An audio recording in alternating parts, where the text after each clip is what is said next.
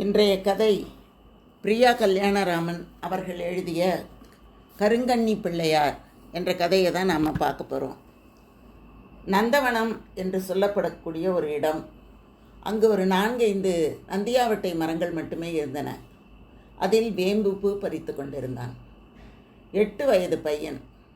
பூக்கூடையை தோளிலே மாட்டிக்கொண்டு ஒவ்வொரு பூவையும் பறிக்கும்போது பிள்ளையாரப்பா பிள்ளையாரப்பா என்று சொல்லிக்கொண்டே பறித்தான். அதிகாலை வேளையாயிருந்ததால் பனிப்பட்டு மரம் மிக குளிராகவும் வழுக்குவதாகவும் இருந்திருந்தது. அவன் குளித்துவிட்டு வந்திருந்த காரணத்தினால் லேசாக குளிரின் தன்மை இருந்தாலும் மிக கவனமாகவே அந்த பூக்களை பறிக்க ஆரம்பித்தான் வேம்பு. பிள்ளையாரப்பா பிள்ளையாரப்பா என்று இன்னும் ஒரு 10 முறை சொன்னால் போதும், கூடை நிறைந்துவிடும். கூடை நிரம்பிவிட்டால் குஷி வந்துவிடும் வேம்புவுக்கு. பூக்கள் சிதறாதவாறு வேகமாக அந்த பூக்கூடையை ஆட்டிக்கொண்டே கோயிலுக்கு ஓடுவான். இப்போது அவன் கீழே இறங்க முற்படும்போது பாம்பு சீரும் சப்தம் கேட்டது. காலை மெதுவாக உள்ளிழுத்து கொண்டு பார்த்தான். அந்த விடியற் காலை நேரத்தில் ஒரு பாம்பு பளபளவென்று ஆக்ரோஷமாக நிற்பது தெரிந்தது. பிள்ளையாரப்பா என்று கத்தினான் வேம்பு. அவனுடைய உடலெல்லாம் நடுங்க ஆரம்பித்தது. பிள்ளையாரப்பா, உனக்கு தானே பூ பறிக்கிறேன், பாம்பை போகச் சொல்லு. பயத்திலே மரத்தின் மீது ஏறிக்கொண்டான். கிளை சலசலத்தது. குளிருக்கு பயந்து மரத்தின் பட்டையில் பதுங்கி இருந்த தவளை ஒன்று வேகமாக பாய பாம்பு அதை கவ்விக்கொண்டு ஊர்ந்து செல்ல ஆரம்பித்தது. பாம்பு போய்விட்டால் கூட 2 நிமிடம் அவன் அங்கேயே நின்று இருந்தான். பிள்ளையாரப்பா காப்பாற்று பிள்ளையாரப்பா என்று கூறியவாறே கீழே குதித்து திரும்பி கூட பார்க்காமல் பூக்கள் சிதறாமல் மிக வேகமாக பிள்ளையார் கோயிலுக்கு ஓடினான். கோயில் என்றால் மிக பெரியது என்று இல்லை. 1/2 அடிக்கு சின்னதாக ஒரு பிள்ளையார், பக்கத்தில் மூஞ்சூறு சைஸிலேயே ஒரு மூஞ்சூறு, அவ்வளவுதான். சின்னதாய் தாழ்வாரத்து மண்டபம். பிள்ளையார் சதுர்த்திக்கு வீட்டில் வைப்பது போலவே அந்த பிள்ளையார் மிகச் சிறியதாகவே இருந்தது. வேம்புவின் அப்பா வேம்பு மாதிரி சிறுவனாக இருந்தபோது ஒரு கிணற்றில் கண்டு எடுத்தார். வீட்டிலேயே கொஞ்ச நாள் வைத்து பூஜையும் செய்தார். யாரோ வீட்டில் சிலையை வைக்கக்கூடாது, கோயில் கட்டிதான் வைக்க வேண்டும் என்று சொல்ல ஊர் பெரியவராக இருந்த சண்முகநாத குருக்கள் நிலம் கொடுத்து மண்டபமும் கட்டினார். இப்போதான் அந்த தெருவிலே ஒரு 20 வீடுகளும் மனிதர்களும் இருக்கிறார்கள். சண்முகநாத குருக்களே அந்த கோயிலை பார்த்து கொண்டு பூஜைகள் செய்து வந்தார். சண்முகநாதம் குருக்களின் மகனுக்கு சென்னையில் பெரிய வேலை கிடைத்து விட்டது. அவர் தன்னுடைய நிலங்களை எல்லாம் குத்தகைக்கு விட்டுவிட்டு அவரும் தன் மகனோடு சென்னைக்கு சென்றார். வயதான காரணத்தினால் சீனிவாசனிடம் கோயிலை ஒப்படைத்து விட்டு போனார். அதற்காக வருடத்துக்கு 500 ரூபாய் பணமும் சில கலம் நெல்லும் அவர் சீனிவாசன் அவருக்கு அனுப்பி கொண்டிருந்தார். குழந்தை வேம்புவுடன் கோயில் பணிகளை மிக சிரமமாக செய்து கொண்டிருந்தார் சீனிவாச குருக்கள். காலம் யாரை தான் விட்டது. அவருக்கும் கொஞ்சம் கொஞ்சமாக கண் பார்வை குறைய ஆரம்பித்தது. கால்களிலே ஒரு தள்ளாட்டம். பிள்ளையாரை பார்த்து கொள்ளும் பொறுப்பு இப்போது பேரனிடத்திலே வந்து சேர்ந்தது. குட்டி பையன் வேம்புவும் 5 வயதிலே இருந்தே குருக்களாக மாறிப்போனான். அவனுக்கு சீனிவாச சில ஸ்தோத்திரங்களை எல்லாம் கற்றுக் கொடுத்திருந்தார். பிள்ளையாருக்கு பக்கத்தில் பூக்களை கொட்டினான் வேம்பு. அவனுக்கு சரியாக பூ தொடுக்கவே தெரியாது. 3 பூ கட்டினால் 2 பூ உதிர்ந்துவிடும். கண் இருக்கும் வரை தாத்தா கட்டி கொடுத்தார். இப்போது அவரால் முடியவில்லை. அதனால் என்ன, பிள்ளையார் என்ன கோபித்து கொள்ளவா போகிறார்? வேம்புக்கு இது நன்றாகவே தெரியும். கோயிலில் இருந்த பித்தளை செம்பை எடுத்துக்கொண்டு கோயிலுக்கு பின்னாலே இருந்த குளத்திலே போய் தண்ணீர் எடுத்து கொண்டு வந்தான். பிள்ளையாரை குளிக்க வைத்து அதன் பிறகு நன்கு அழுத்தமாக துடைத்தான். அவனுக்கும் அவன் தாத்தா அப்படித்தான் துவட்டுவார். சிவப்பு துண்டை சாத்திவிட்டு பூக்களை பிள்ளையாரின் காலிலே கொட்டினான். இந்தா, உனக்கும் ஒன்று வைத்துக்கொள் என்று மூஞ்சுருவின் தலையிலும் ஒரு பூவை வைத்தான். வீட்டுக்கு வேகமாக ஓடினான். வெண்கல பானையில் தாத்தா சாதம் வைத்திருப்பார் என்று அவனுக்கு தெரியும். அதுதான் நைவேத்தியம். பூ பறிக்கும்போது தான் பாம்பை பயத்துடன் சொன்னான், ஈஸ்வரா, காலையிலேயே இறை திங்கிற சர்பத்தை பார்த்தியாடா? கெட்ட சகனமாச்சேடா வேம்பு என்று தாத்தா பாம்பை பார்த்ததை சொன்ன வேம்புவிடம் இதை பற்றி பேசினார். கோயிலுக்கு போய்விட்டு நைவேத்திய சாதத்தையே தாத்தாவும் பேரனும் சாப்பிட்டு விடுவார்கள். அதிகாலையில் சீக்கிரமே எழுந்து இருப்பதால் காலையில் சாப்பிட்ட உடனே வேம்பு நன்றாக தூங்க ஆரம்பித்து விடுவான். வேம்புவுக்கு விழிப்பு வந்தபோது வாசலிலே தாத்தா மணியக்காரரோடு ஏதோ பேசிக்கொண்டிருப்பது தெரிந்தது. என்னவாக இருக்கும்? இவர்கள் இருவரும் என்ன பேசிக்கொண்டிருப்பார்கள்? அதை நாம் தெரிந்து கொள்ள வேண்டுமே என்ற ஒரு ஆர்வத்தோடு அவசரமாக முகத்தை கழுவிக்கொண்டு வேகமாக தாத்தாவிடம் ஓடி வந்தான் வேம்பு. தாத்தாவின் முகம் மிக சோர்வாக இருப்பது போல வேம்புவுக்கு தோன்றியது. என்ன தாத்தா, உம்முன்னு இருக்கீங்க? எனக்கு நேரமாச்சு, நல்லா தூங்கிட்டேன் போல இருக்கு.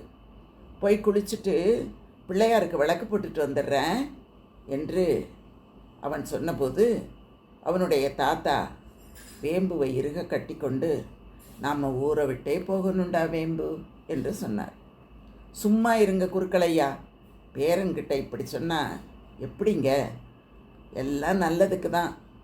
இது இல்லைன்னா நீங்கள் கவலைப்படுறீங்க, இது இல்லைன்னா வேறொன்று, குழந்தையெல்லாம் பயப்படப்படுத்தாதீங்க அப்படின்னு மணியக்காரர் ஆறுதல் சொன்னார். வேம்புவுக்கு எதுவுமே புரியாமல் இடுப்பில் துண்டை கட்டி கொண்டு கோயிலுக்கு புறப்பட்டார். ஈஸ்வரா, என்னை ஏன் இப்படி சோதிக்கிற என்றவாறே கண்களை மூடினார் தாத்தா. கோயிலை தம்மிடம் ஒப்படைத்துவிட்டு மகனுக்கு வேலை கிடைத்தது என்று சொல்லி சென்னைக்கு சென்றாரே சண்முகநாத குருக்கள், அவருடைய மகன் பதவி உயர்வில் வெளிநாட்டுக்கு போய்விட்டான். சொந்த ஊருக்கே வந்து மீண்டும் கோயிலை புதுப்பித்துவிட்டு மறுபடியும் இந்த வேலையே செய்யலாம் என்று சண்முகநாத குருக்கள் முடிவெடுத்து விட்டார். அதனால் கோயிலை தர வேண்டும் என்று கேட்டு அனுப்பியிருக்கிறார். அதை தான் அந்த மணியக்காரர் வந்து குருக்களிடம், வேம்புவின் தாத்தாவிடம் சொல்லி இருக்கிறார். இதையெல்லாம் தாத்தா கோயிலுக்கு போயிட்டு வந்த வேம்புவிடம் கூறினார். ஓ என்று அழுதான் வேம்பு. அவனுக்கு இதனை தாங்கிக் கொள்ளவே முடியவில்லை. தாத்தா, நான் இல்லாமல் பிள்ளையாரோட பூஜை எப்படி தாத்தா நடக்கும் அப்படின்னு அவன் கேட்ட உடனே, தாத்தா, கோலாகலமாக நடக்க போகிறதுடா, அதெல்லாம் பிள்ளையாருக்கு பிடிக்காது தாத்தா. என்னடா பண்ணுறது வேம்பு? தாத்தா, பிள்ளையாரை விட்டுட்டு நான் வரமாட்டேன். நீ சொன்னிய பிள்ளையார் அப்பா மாதிரின்னு. ஆமாண்டா, அப்பா தான். அப்பாவை விட்டுட்டு நாம் மட்டும் எப்படி தாத்தா வெளியூர் போகிறது? அது தப்பு இல்லையா? அப்பா கோச்சிக்க மாட்டாரா தாத்தா? பதில் சொல்லவே முடியவில்லை சீனிவாசனுக்கு. கண்ணீர் வழிந்தது. பேரனை அணைத்து கொண்டு ஆறுதல் எல்லாம் சொன்னவர் இரவோடு இரவாக ஊரை விட்டு கிளம்பி விடலாம் என்று திட்டமிட்டார். வேம்புவை ஏதாவது வேத பாடசாலையில் சேர்த்துவிட்டு தான் காசி ராமேஸ்வரம் என்று எங்காவது புனித யாத்திரை போய்விடலாம் என்றும் அவர் முடிவெடுத்தார். மறுநாள் வழக்கத்தை விட 4-5 முறை கோயிலுக்கு போய்விட்டு வந்தான் வேம்பு.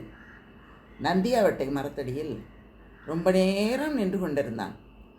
குளத்தங்கரையில் மண்ணை அலைந்தபடி கையை அந்த சேற்றிலேயே வைத்துக்கொண்டு அழுது ஓய்ந்தான். தாத்தா இரவு 9 மணிக்கு கிளம்பலாம் என்று பார்த்தார். அவருக்கு பகலிலே போக கொஞ்சம் வெட்கமாக இருந்தது. சாமான்கள், துணிமணிகள் இவற்றையெல்லாம் சின்ன சின்ன மூட்டைகளாக எடுத்து கட்டி கொண்டார். மணியக்காரர் கொடுத்த பணத்தையும் எடுத்துக்கொண்டார். மிக கனமாக இருந்த அந்த மூட்டைகளை எல்லாம் தான் எடுத்துக்கொண்டு கனம் குறைவாக இருந்த சின்ன சின்ன மூட்டைகளை தன் பேரனிடம் கொடுத்தார். அவனும் தூக்கி கொண்டு கிளம்பினான். கிளம்புவதற்கு முன்னால் வேம்பு, தாத்தா கொஞ்சம் இருங்க, பிள்ளையாரை போய் பார்த்துட்டு வந்துடுறேன் என்று கூறியவாறு ஓடினான். பார்த்த தாத்தாவுக்கு மிகவும் துக்கமாக இருந்தது. அதன் பிறகு சிறிது நேரத்தில் அவன் வந்தவுடன் தாத்தாவும் பேரனுமாக அவர்கள் சுமைகளை தூக்கி கொண்டு அந்த இருட்டிலே நடக்கத் தொடங்கினார்கள். தாத்தாவுக்கு களைப்பு இல்லை, ஆனால் கூட பேரனுக்கு களைப்பு வந்தால் என்ன செய்வது என்று நினைத்து கொண்டு 1 மணிக்கு ஒரு தரம் அவர் ஓய்வெடுத்து கொண்டார். பொழுது விடிந்து விட்டிருந்தது. ஏதோ ஒரு குளக்கரையை அவர்கள் அடைந்திருந்தார்கள். குளிக்கலாம் என்று அவரவர்கள் கையில் இருந்த சுமைகளை எல்லாம் கீழே இறக்கி வைத்துவிட்டு குளிக்கப் போகும்போது மிக விரைவாக வேம்பு குளிப்பதற்காக குளக்கரையில் இறங்கினான். இறங்கும்போது பக்கத்திலே ஏதாவது பூமரம் இருக்கிறதா என்று தேடி பார்த்து கொண்டே அப்படியே அருகில் இருந்த ஒரு சில மரங்களில் இருந்த பூக்களை எல்லாம் பறிக்க ஆரம்பித்தான். குளிக்க போன தாத்தா தன் அருகிலே இருந்த வேம்பு காணாமல் போனதை உணர்ந்தவுடன் வேம்பு வேம்பு என்று குரல் கொடுத்தார். எந்த சத்தமும் கேட்கவில்லை. ஐயோ, குளத்தில் விழுந்து விட்டானோ என்று பதறும்போது, இதோ இருக்கேன் தாத்தா, பூ பறிச்சுக்கிட்டு இருக்கேன். ஏண்டா, பூ எதுக்குடா? எதுக்கு பூ பறிக்கிற? நம்ம தான் கோயிலை விட்டு வந்துட்டோமே. இல்லை தாத்தா, கடைசியாக நான் கோயிலுக்கு போய் பிள்ளையாரை கும்பிட்டேன். அவர் என்ன சொன்னார் தெரியுமா? என்னை விட்டுட்டு போறியேடா வேம்பு அப்படின்னு என்கிட்ட கேட்டார். நான் இல்லாமல் அவர் என்ன செய்வார்? அங்கே நிறைய பாம்பெல்லாம் வருது, தவளை வருது. அதனால் நான் என்ன செய்தேன், நீங்கள் கொடுத்த மூட்டையில் அந்த பிள்ளையாரை தூக்கி வச்சுக்கிட்டு நானே தலையில் வச்சு தூக்கிட்டு வந்துட்டேன் தாத்தா என்று சொன்னார். தாத்தாவுக்கு ஒரே அதிர்ச்சியாக போனது. வேம்பு இறக்கி வைத்திருந்த அந்த சுமைகளை எல்லாம் திறந்து பார்க்கும்போது பளபள என்று அந்த விடியற்காலை நேரத்தில் மண் தரையில் புன்னகை தவழ முகத்துடன் பிள்ளையார் ஜிங் என்று உட்கார்ந்திருந்தார். 1/2 அடி உயரம்தானே அந்த பிள்ளையார்? கிணற்றிலிருந்து எடுக்கப்பட்ட பிள்ளையார் தானே. தூக்குவதற்கு மிக எளிதான நிலையில் இருந்த காரணத்தினாலே வேம்பு அந்த பிள்ளையாரை தூக்கி தன் சுமையிலே வைத்து தலையிலே தூக்கி கொண்டு வந்து விட்டான். அதை பார்த்தவுடன் அவருக்கு என்ன சொல்வது என்றே புரியவில்லை. பூக்களை எல்லாம் விநாயகரிடத்தில் மாலையாக கட்டி போட்டான். போட்டுவிட்டு அவன் போகும்போது அந்த குளக்கரையை தாண்டி போன ஒருவர் தன்னுடைய தலையிலே குட்டி கொண்டு தோப்புக்கரணம் போட்டபடி சென்றார். இப்படி இந்த கதையை பிரியா கல்யாணராமன் அவர்கள் முடிக்கிறார்கள். அந்த குழந்தை பிள்ளையாரின் மீது வைத்திருந்த அன்பு எப்படிப்பட்ட ஒரு அன்பாக இருந்தது அப்படிங்கிறத நம்மாலே உணர முடிகிறது. மிக அழகான ஒரு கதை. குழந்தைகளும் தெய்வங்களும் எப்படி ஒன்றி போய் விடுகிறார்கள் என்பதும், எந்த இடத்தில் பிள்ளையாரை வைத்தாலும் போகும் போக்கில் குட்டி கொண்டு போவதும் தோப்புக்கரணம் போடுவதும் இயல்பான ஒன்று. அதை யாருக்கும் கற்றுத்தர வேண்டிய தேவையில்லை. பிள்ளையாரை பார்த்த உடனே குட்டி கொண்டு ஒருவர் போகிறார் என்றால், இத்தனை நாள் அங்கே கோயில் இல்லையே, பிள்ளையார் இல்லையே, இன்று எப்படி திடீரென்று அங்கு வந்தது என்று கூட அவருக்கு யோசிக்க தோன்றவில்லை. அவர் போகிற போக்கிலே அதை பார்த்தவுடன் ஒரு அனிச்சை செயலை போல அந்த செயலை செய்து கொண்டு போகிறார் என்றால், பிள்ளையார் வழிபாடு எவ்வளவு சிறப்பாக நம்முடைய நாட்டிலே இருக்கிறது என்பதை அறிந்து கொள்ள முடிகிறது. மிக நல்ல கதையாக இருந்தது, உங்களோடு பகிர்ந்து கொண்டேன். இதுவரை கதை கேட்ட உங்களுக்கு என்னுடைய நன்றியும் மகிழ்ச்சியும் வாழ்த்துகளும். தொடர்ந்து கதை கேளுங்கள். வாழ்க வளமுடன். நன்றி.